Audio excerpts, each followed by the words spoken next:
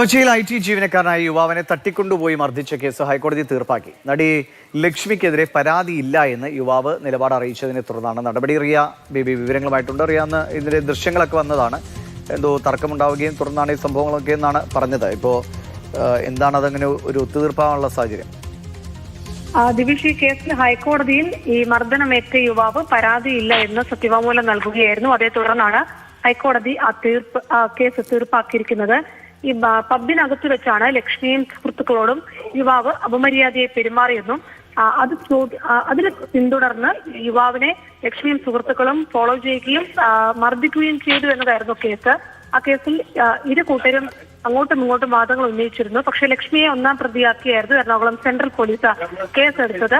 ഈ കേസിൽ ലക്ഷ്മിക്ക് മുൻകൂർ ജാമ്യമൊക്കെ അനുവദിക്കുകയും ചെയ്തതാണ്. ഇപ്പോഴെന്തായാലും യുവാവ് തനിക്ക് പരാതിയില്ല എന്ന് കോടതിയെ രേഖാമൂലം അറിയിക്കുകയായിരുന്നു. അങ്ങനെയാണ് ഹൈക്കോടതി ആ കേസ് തീർപ്പാക്കിയിരിക്കുന്നത്.